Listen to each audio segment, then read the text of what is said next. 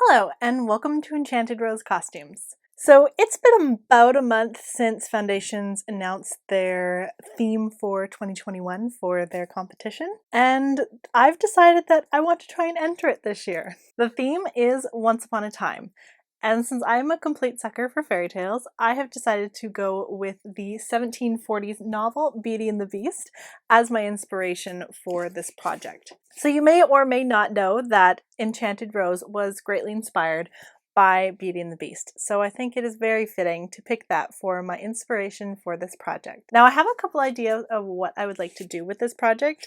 Since transformation is a huge theme of the novel, I would like to try and make a transforming costume, or I guess a transforming gown. The underlayer or the base layer is going to be mostly focused on the corset, and for the outer layer I'm planning to try and make a men's 18th century suit to kind of represent the beast.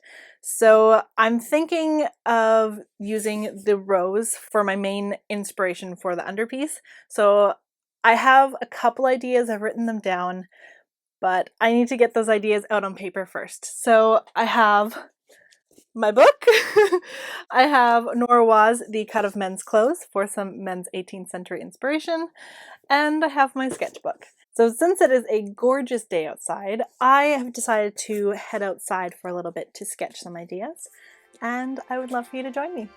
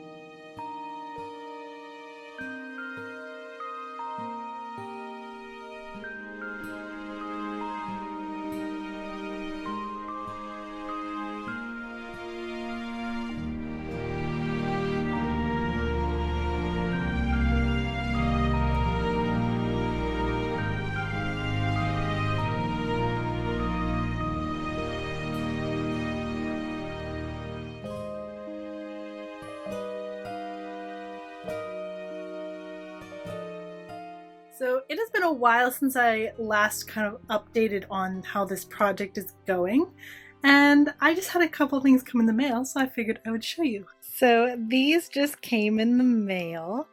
This is a beautiful silk satin that I found on Etsy, and then this is a chantilly lace, I think, or an eyelash lace.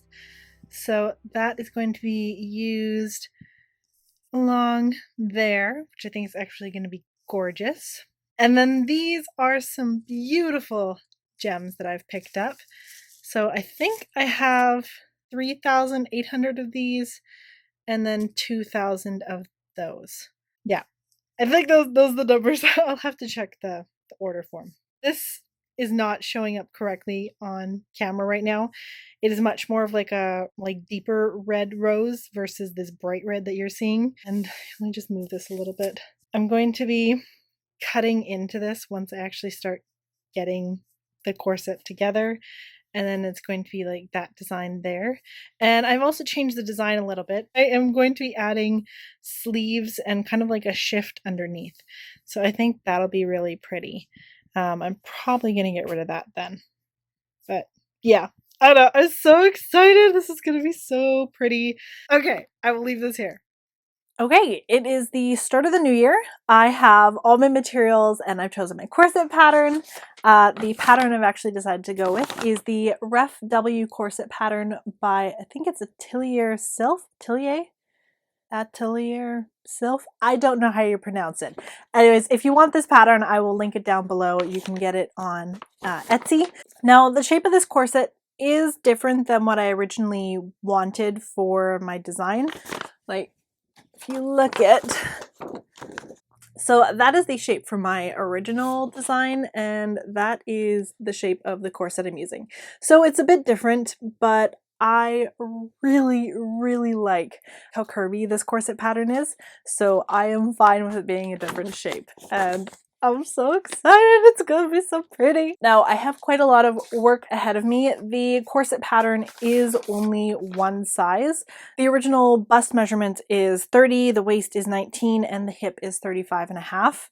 So that is quite a bit smaller than my shape, and so I'm going to be having to do a lot of alterations to make this pattern fit my body. But before I can start all that, I need to start taping together my corset pattern.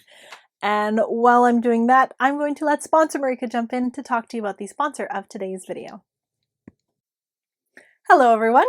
Today's sponsor ties in perfectly with the theme Once Upon a Time, and that is none other than Audible. So I was really excited when Audible contacted me for a sponsorship, as I am a huge fan. As you can probably tell from behind me, I am an avid reader. When I was younger, I would read all the time, but as I grew up and life got busier, I found I had less and less time to actually sit and enjoy a story. But then I discovered the joys of audiobooks. With Audible, I can still enjoy all the stories that I love, but I can do it completely hands-free.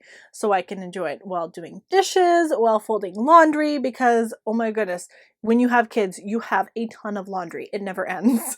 And then I can also do it while keeping up with other day-to-day tasks, which means it leaves my evenings free to enjoy more audiobooks and sewing. So that is always a big bonus in my books. I've just discovered the Lunar Chronicle series by Melissa Meyer, thanks to some lovely recommendations over on Instagram, and I'm really excited to get into it.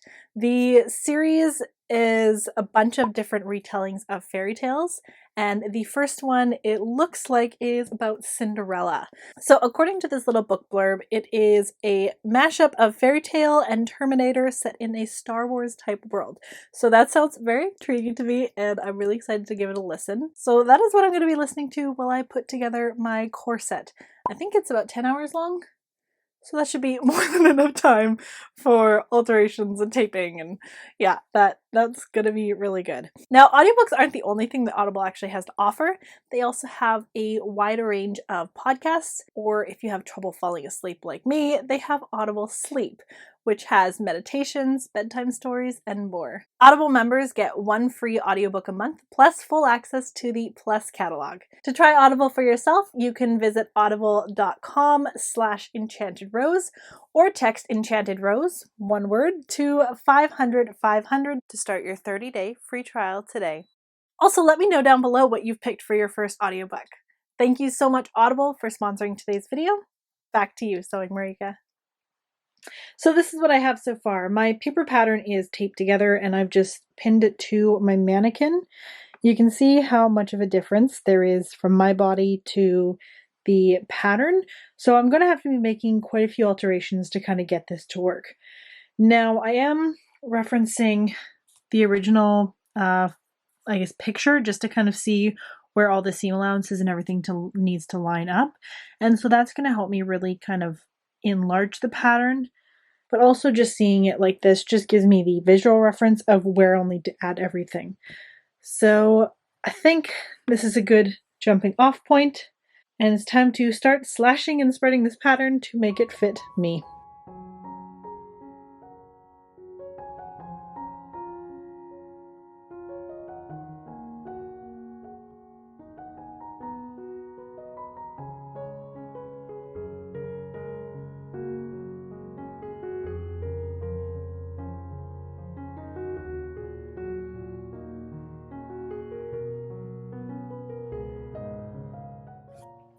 Alrighty, I think I am ready for my first mock-up. This obviously will be different once it's all mocked up because it'll actually sit out properly. But yeah, I'm really happy with everything that I did to it. I do think that I'm still going to have to mess around with the bust gusset because looking at that, I don't think it's actually going to be big enough. But we'll see. Oh my goodness, look at that hip spring! Yeah, I'm pretty happy with that. It looks good. Time for mock-up.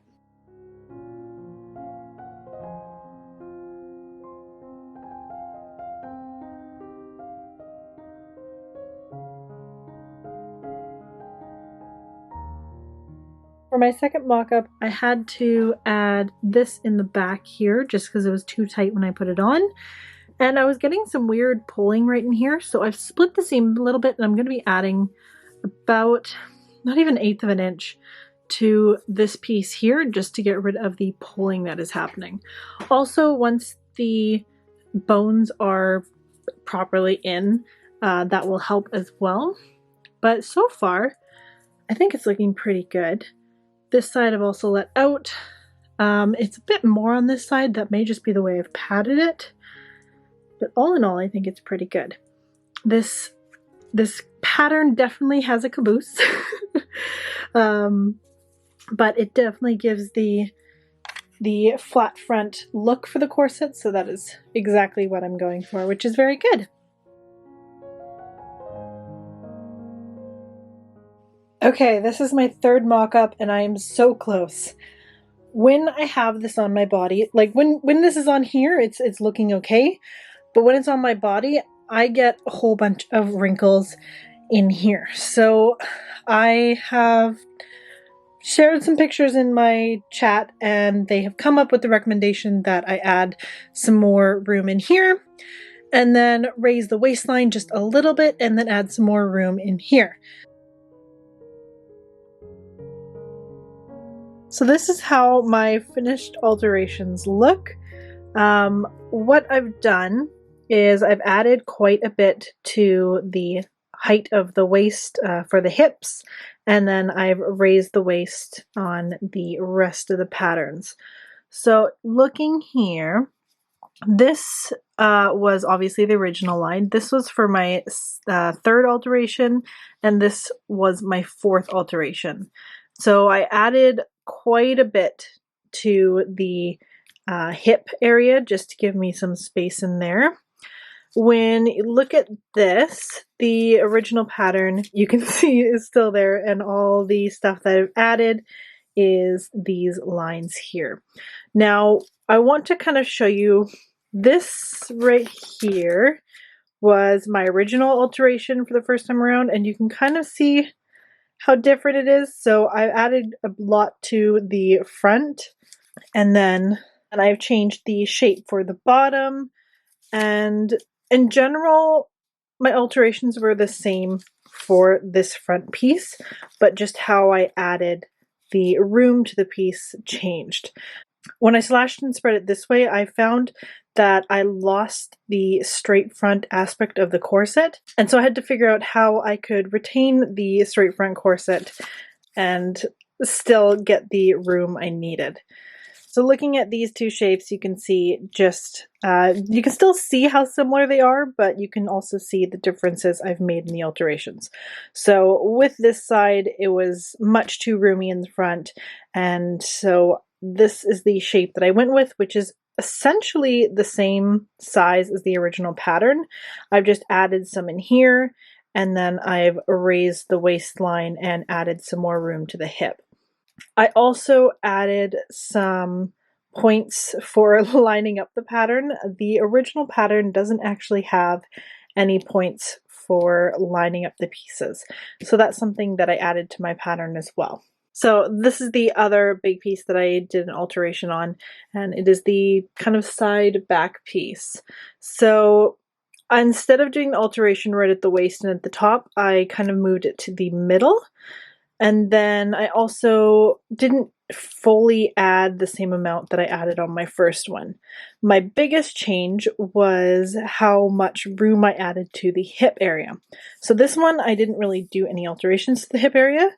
And this one, I made it quite a bit more curvy. And then I also added about 3/4 of an inch to the actual piece. So I really like how this one came out. I could have even made this more curvy to accentuate the hip spring. So that is something that I like how that piece came out, and it's interesting just to see how the pieces change. You can kind of see here, so I've got my marks for matching up the hip pieces, and then just even the slightest changes, like if you look there. So that's the original. This is from my third alteration, and this little little bit here is from my fourth alteration. So just adding a smidgen there just made all the difference when getting rid of the wrinkles. And the final piece I want to show you is the back hip piece. So this one, this is more the original shape of the pattern. The hip piece came up in the back and it is a nice shape. But I wanted to make it a bit more round in the back, so I added quite a bit to the bottom. And then if you look here, I added a lot to the top of the hip panel just to raise the waistline a bit. This actually I needed to smooth out a bit more looking at it on camera now. But yeah, I also changed where I added the width to the pattern. So if you look at this one, I added it this way. And on this one, I actually added it this way, so it went up to the hip point at the top. So that was a slight difference. It didn't make too much of a difference, but it made enough of a difference to add the room to the hip where I needed it. That was one of the issues I was having in my second alteration, was there wasn't enough room in the hip, and so adding that cut there gave me the room I needed in the hip. After a successful fourth mock-up, it was finally time to start cutting out the main fabric. For the strength layer, I used my usual coutil that I cut out single layer to make sure that I'm staying on grain. I really like using the heat-sensitive friction pens when tracing out my corsets, as the marks disappear while ironing, which means I don't have to think about trying to get rid of them afterwards.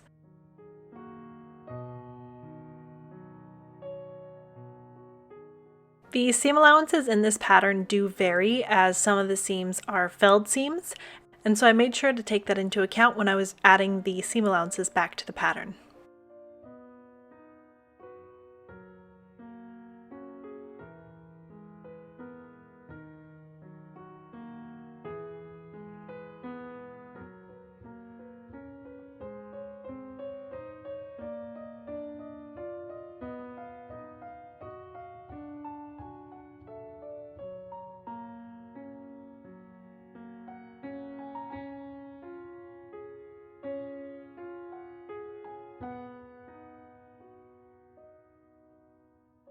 Once I'd cut out all the coutil pieces, I then figured out the best layout on my silk fashion layer and cut out all the beautiful silk. I tried to be as conservative as possible when I was cutting this out, so I rearranged the layout a couple times to make sure that I would have the best cutting configuration.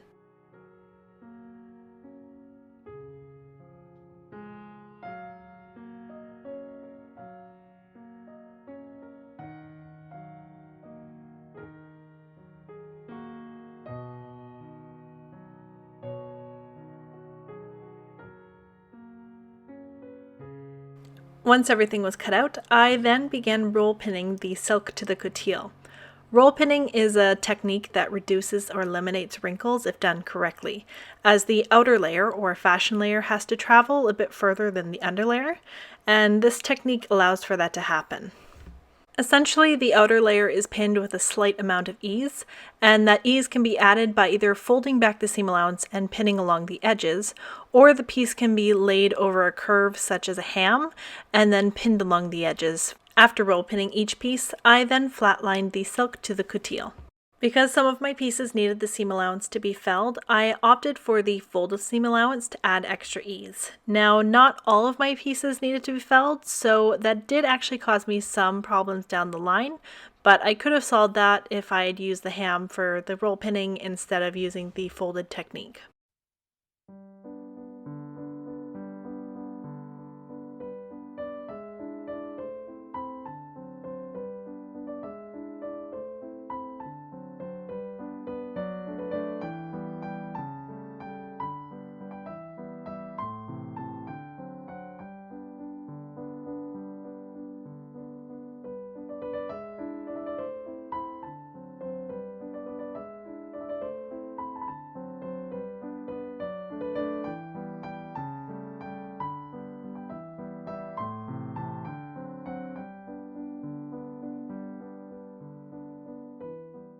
You can see here just how much ease has been added to this piece.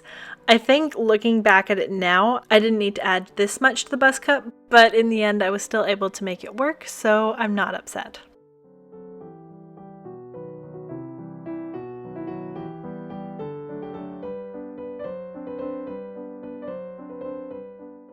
Next, I began by adding the busk to the corset. So I like to add the busk at the beginning of the process just because it's one of those things that I like to get out of the way at the beginning, and it just makes life easier for me. And once that was in, I began adding the bust gore and the hip pieces. Now, when pinning these in place, I made sure that I carefully pinned along the stitching line because the seam allowances are different on each piece. And this is because the felled pieces have a little bit more room because they need to go back and fold under, just so they can conceal the raw edges.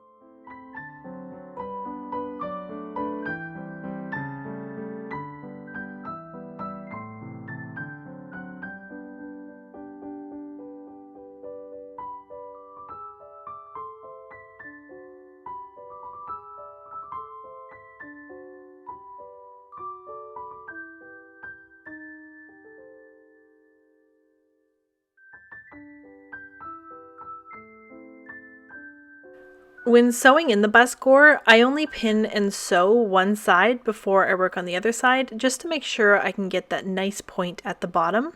So when I sewed this one in, I sewed carefully, making sure I stopped exactly at the point. And then I carefully cut down to the point in the fabric, and I stopped just a hair before the point.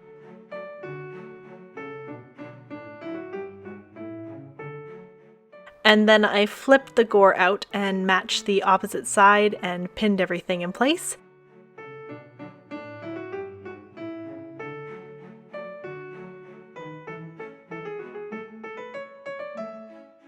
And then when stitching this side, I really took my time and stopped the stitching before meeting the point, so that way I didn't have any puckers at the bottom. I'm not extremely worried about the point not reaching the bottom, just because this seam is felled, and so most of the strength of this seam is actually going to be in the felling and is not going to be pulling the bottom point of the gore.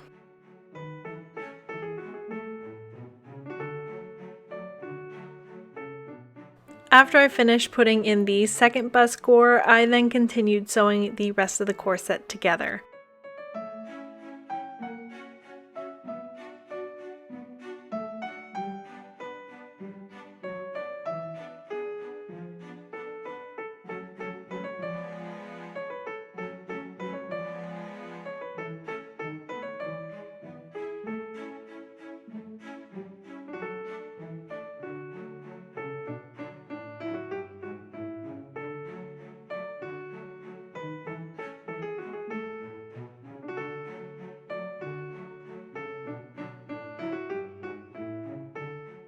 So it's been a bit of a time jump, and I've been forgetting to film, but my corset is going together.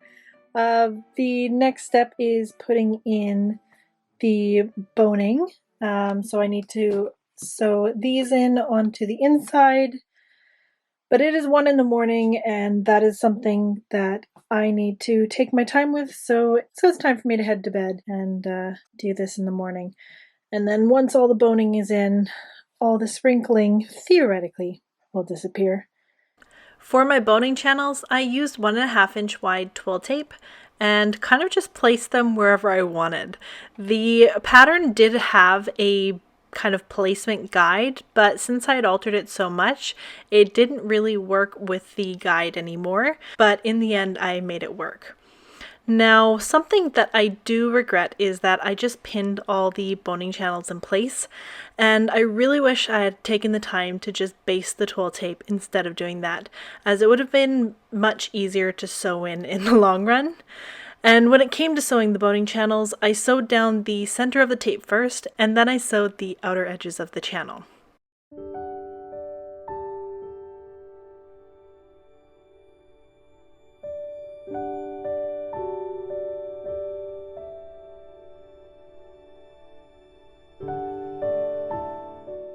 With all the boning channels sewn, I then moved on to the back of the corset and began marking the placement of the grommets with a very handy ruler that I received from Noelle for Christmas.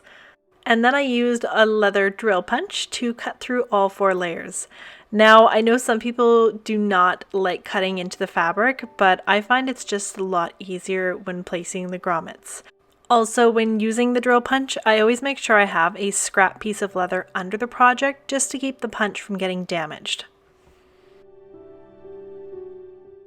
And then I used my brand spanking new grommet press to set all the grommets. I actually found this press on Etsy, and they can be really pricey, but I found this one for a decent price, and it came in this beautiful shade of blue, so I couldn't turn it down. And lastly, to finish up the base of the corset, I added a 2-inch wide bias cut binding to the edges. Also, I just want to mention this time I'm using the clips when attaching the binding, and it made life so much easier. Without having the pins in the way, it went really fast, and the finish was nice and clean, and it made everything stay in place. So 100% definitely recommend clips if you're doing corset bindings. For the decorative element to my corset, I carefully cut out some of the chantilly lace.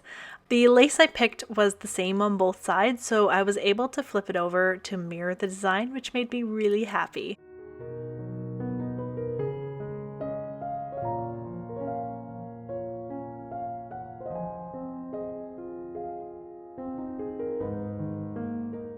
Now, once I had the lace pinned in place, I used tiny whip stitches to attach the lace to the corset. I don't know if there's a better way to do this, but this way worked for me.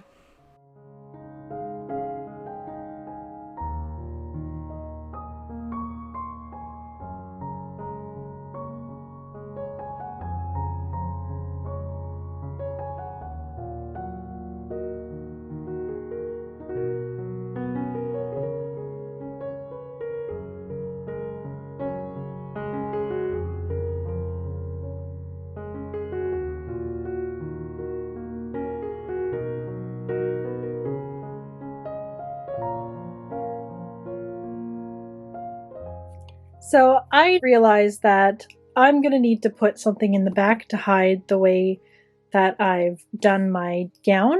So I've just created a quick Modesty panel. It was just, I think, 8 inches of silk and then the length of the back opening. Now, I'm doing a floating Modesty panel, so this isn't actually going to be attached to the corset. What I'm going to do is just thread the ribbon through the top and then thread it through the bottom. So that way I can take it out later on and nothing's actually stitched in when this is not being used as the rose gown. With the corset finished, it was time to start on the next piece of the project, which was the blouse. Now, I used an 1860s chemise pattern for the shape of the blouse, but the pattern is much shorter, obviously, than the chemise would be. So starting off, I stitched up the shoulder seams, and then I quickly added 2 rows of gathering stitches along the neckline. I just realized that I haven't turned on the camera in a little while, so I just want to kind of show you what I've been working on. This is going to be the shift/chemise that goes under the corset. So what I'm going for is kind of a romantic kind of swooping off the shoulders, slightly reminiscent of Belle. It wasn't exactly what I was going for when I was thinking of it. I was thinking more like the curves of like a rose petal. And then I look at it now and it's very reminiscent of Belle. So this is obviously, it's going to be cut down so it'll meet at the point there.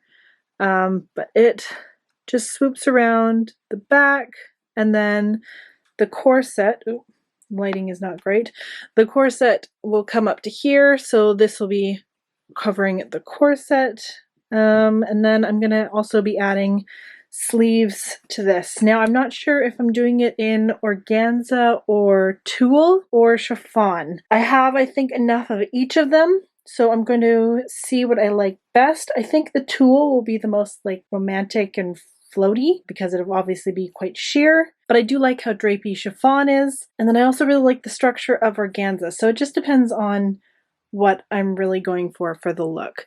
So I am going to work on transferring this pattern, and then I will cut that out and attach that to the shift or bodice or whatever you want to call it. Okay, so this is what I have. I've created the pattern, I've transferred it from here. This, I've actually got two layers. So I've got an organza layer and the chiffon layer. The organza will act more as a stiffening agent or interfacing without actually having to put interfacing in there. And it'll just make everything nice and flowy still as well.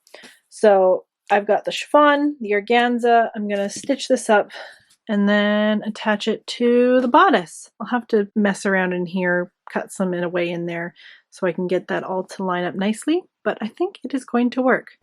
The construction process of the shoulder decoration, whatever you want to call it, was fairly simple. I pinned the layers together along the shoulder lines, and then once those are sewn together, I attached the organza layer to the chiffon layer just along the bottom edge. And then the top edge was then pinned and attached to the edge of the blouse.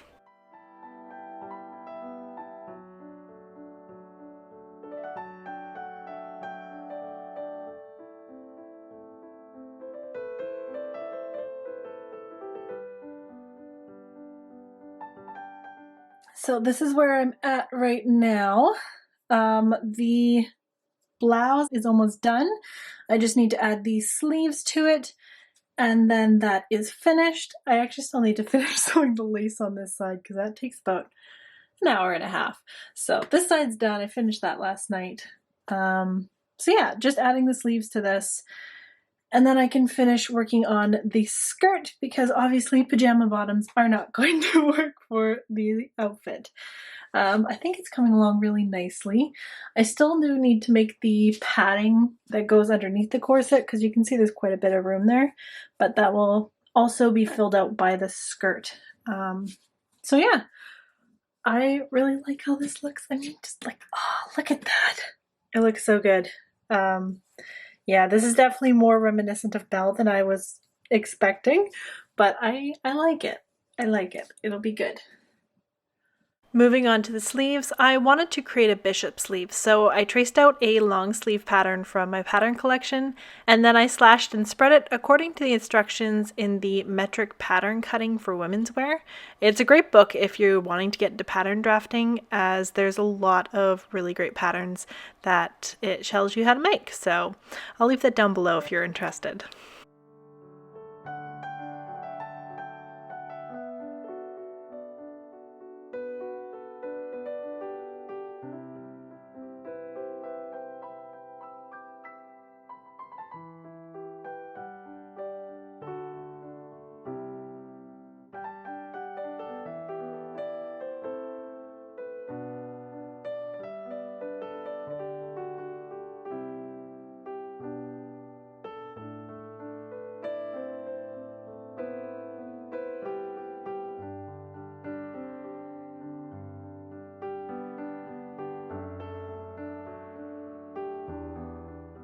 Once I finished drafting the sleeve, I then cut it out of tulle, as that's what I decided to use in the end.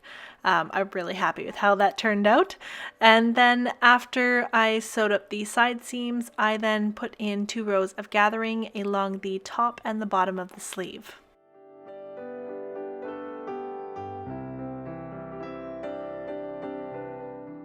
To finish the bottom of the sleeve, I cut out 2 lengths of tulle that fit around my wrist and attached it to the bottom.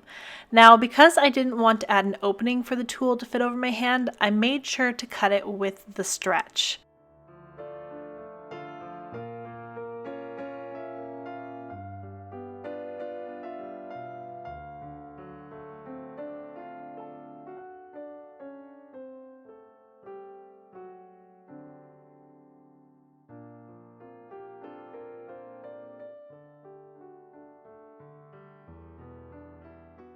And once both sleeves were done, I then stitched them to the bodice. Okay, I am running really short on time, so this is not really finished yet. I'm gonna probably serge the bottom of this. And then I still am gonna add a facing in here to kind of cover up those raw edges. But other than that, I think the blouse is done and it's time to move on to the skirt. So I'm really liking how this is turning out. Yeah, it was just really easy to just kind of sew that in there. And then, yeah, I'll just finish that with a facing when I have a little bit more time because time is of the essence right now. I don't know about you guys, but when I finish something, I like to have a mini dance party. Okay, dance party over. Time for skirt floof.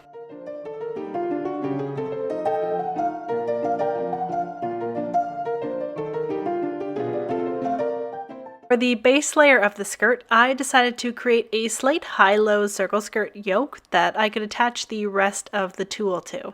So the front of the circle skirt is 14 inches long, and that slowly gets longer as it goes towards the back and finishes at 18 inches.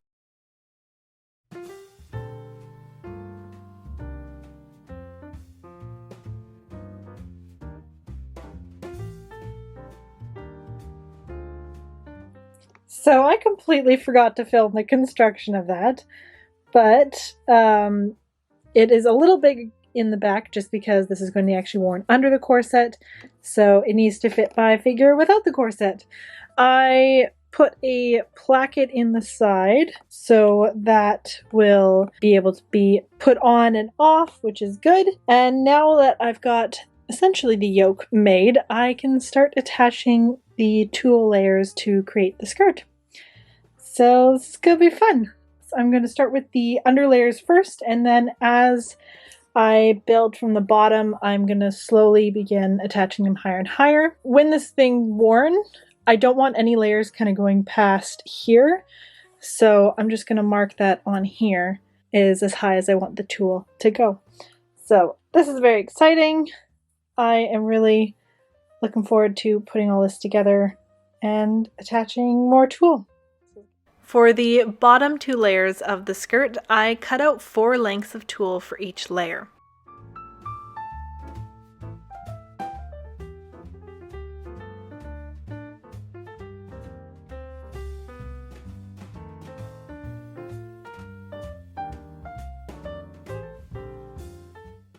Keeping the tulle folded, I then stacked them on top of each other and rolled up the folded edge. I did this so I wouldn't have to worry about the layers possibly twisting and getting in the way while I sewed the side seams. I then separated the bottom layer and moved it out of the way and then pinned the next 2 layers together. So there's a total of 8 layers that I'm working with right now, even though it's only 4 pieces. Now I continued pinning the edges together until all the edges were pinned, and then I sewed this up. Now, if this sounds confusing to you and you want a better explanation, I recommend you check out Nikki's video on her romantic tutu, as that's where I learned this technique.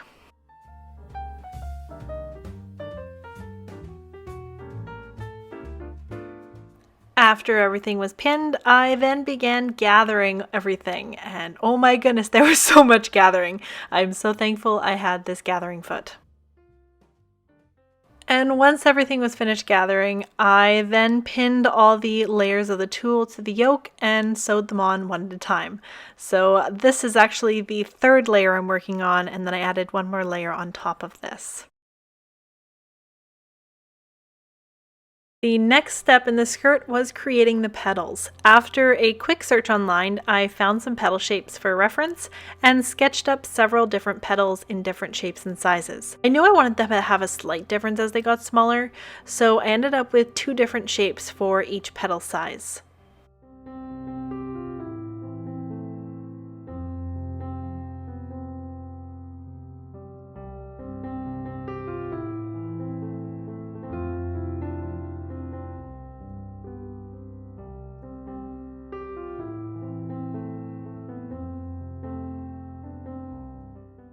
And with all the petal patterns figured out, I began cutting them out of the organza. I did end up adding a 1/2 inch seam allowance to each of the petals to make it easier to add the fishing line later.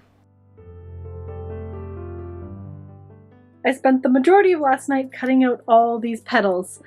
So I think I've got as many as I need on there now. But now comes the next part, which is adding structure to the petal. Since this is organza, it is quite flimsy, but I would like to give the petals just a little bit of definition. So what I'm going to do is add fishing line around each petal, just to make it so it stands out, and it'll give everything a little bit more structure that I'm looking for. I have no idea how many petals are actually on here. So I've used 6 yards of organza, and I've almost used, I think around 5 yards of tulle.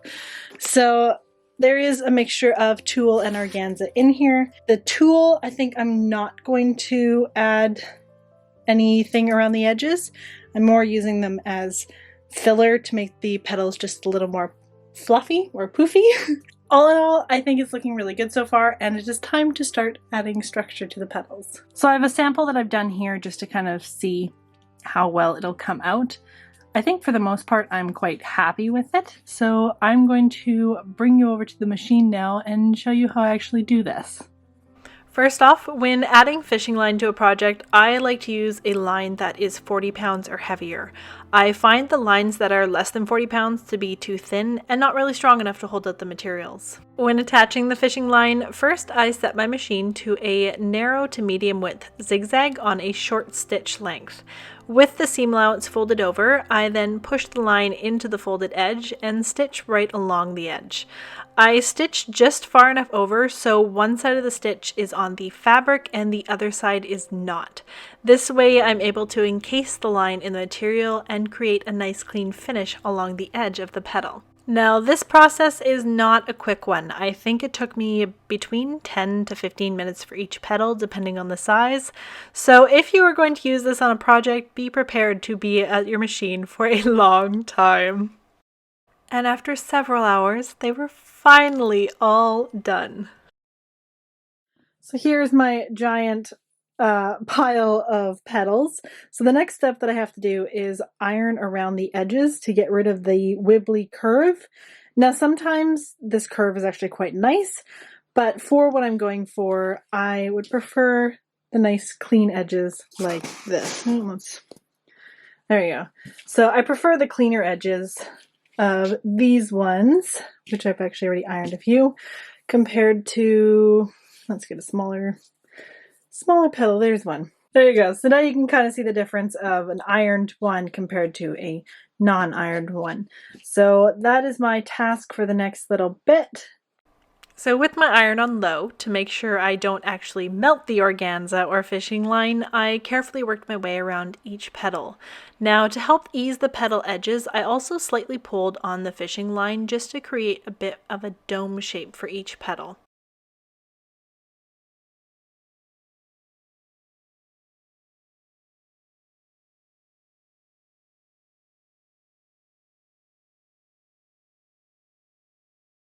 And once they were all ironed, I then quickly threw in 2 rows of gathering stitches along the top of each petal.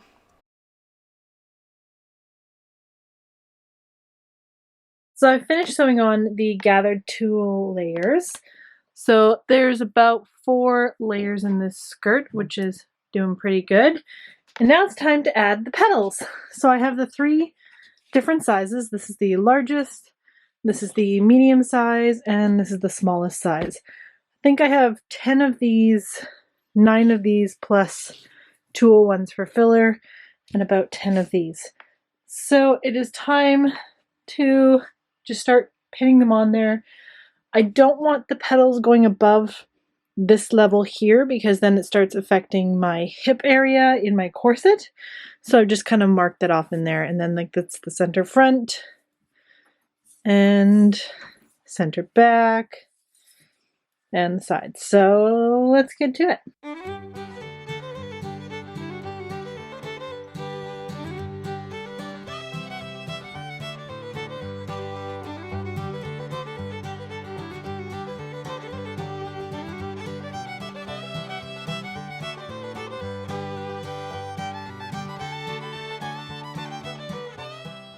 Now, if I had thought about it beforehand, I would have sewn on the petals 1 layer at a time, but I wasn't thinking clearly and I just wanted to get it done. It was a bit of a feat, but after wrestling with it for a little while, the skirt finally behaved and I finished attaching all the petals. So I finished sewing on the last rose petal, which is awesome. Let's see if you can zoom in a little bit.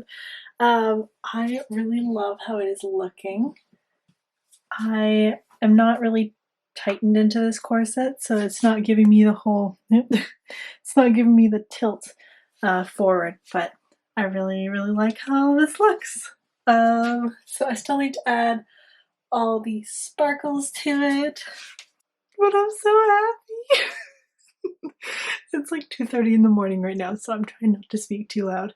This gonna be so pretty once I've added all the sparkles. Heck, it's pretty now, but I really like it.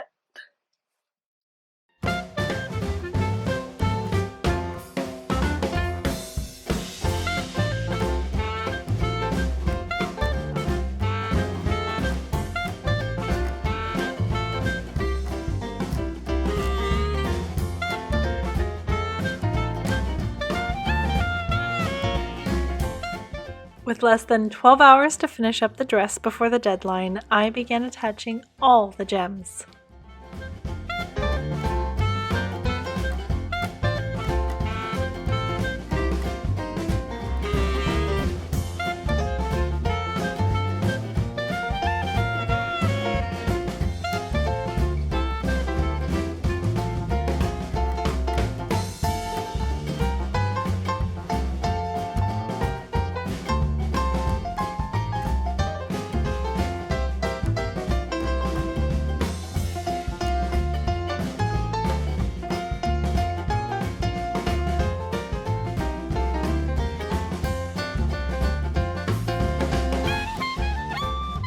And after finishing up the petals, I decided to quickly add some gems to the corset as well.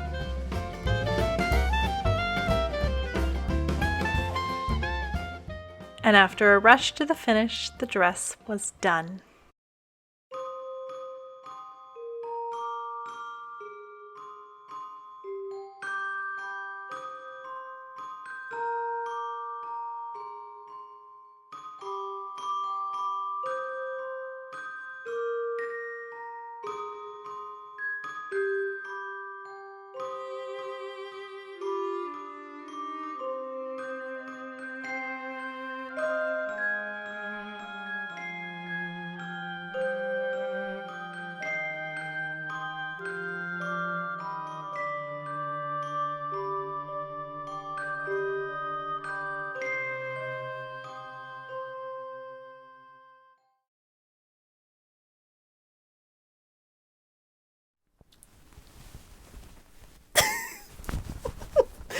Okay, it's done. It's done.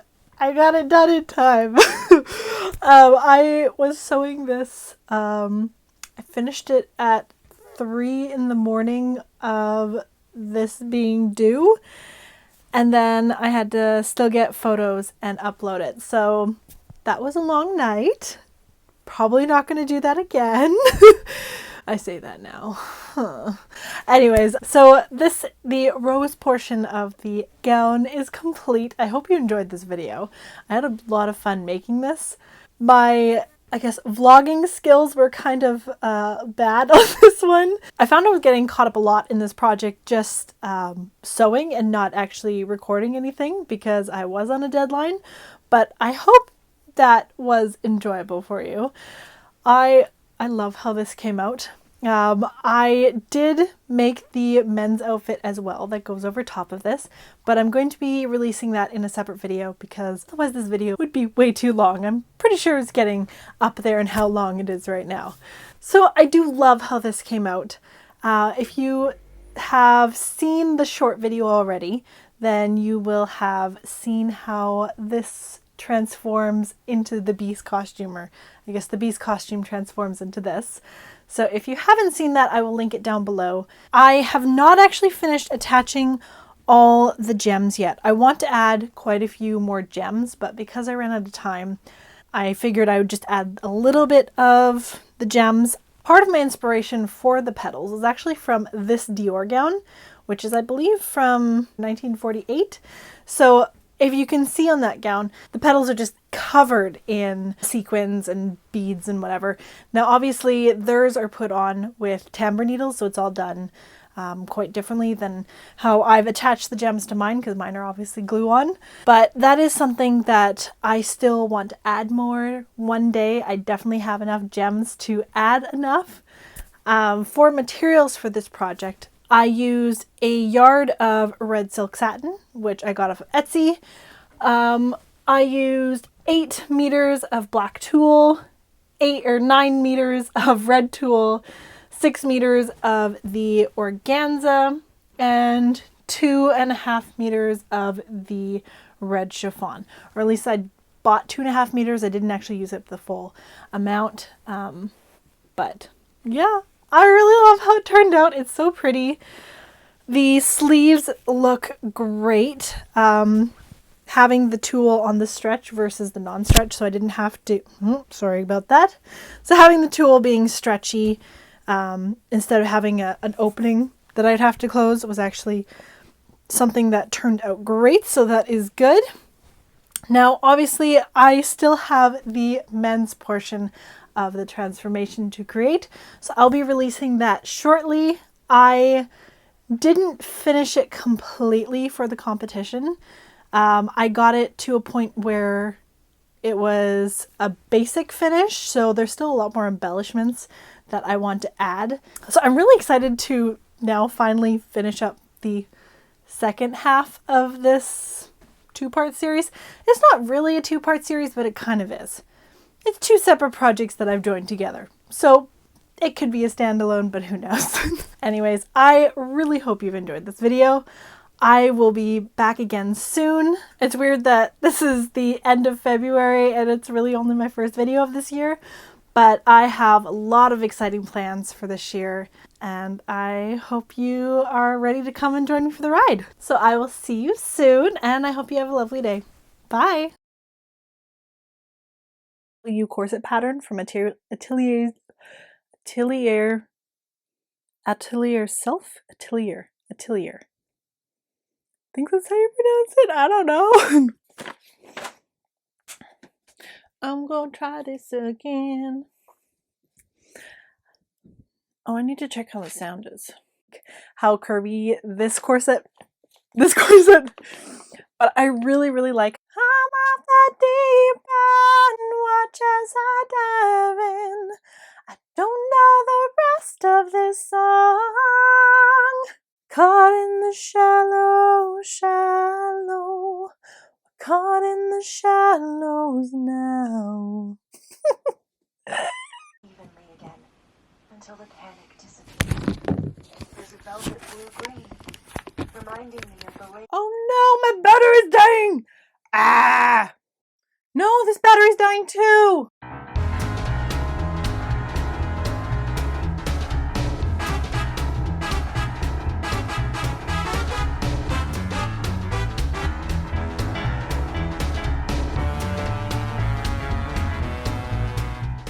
Boing, boing, boing.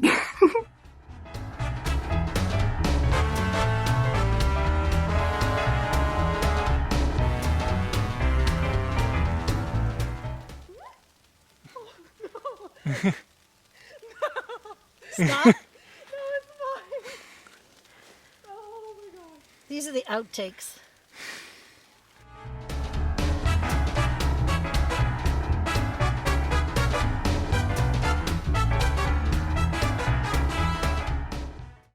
Now I know she'll never leave me, even as she fades from view.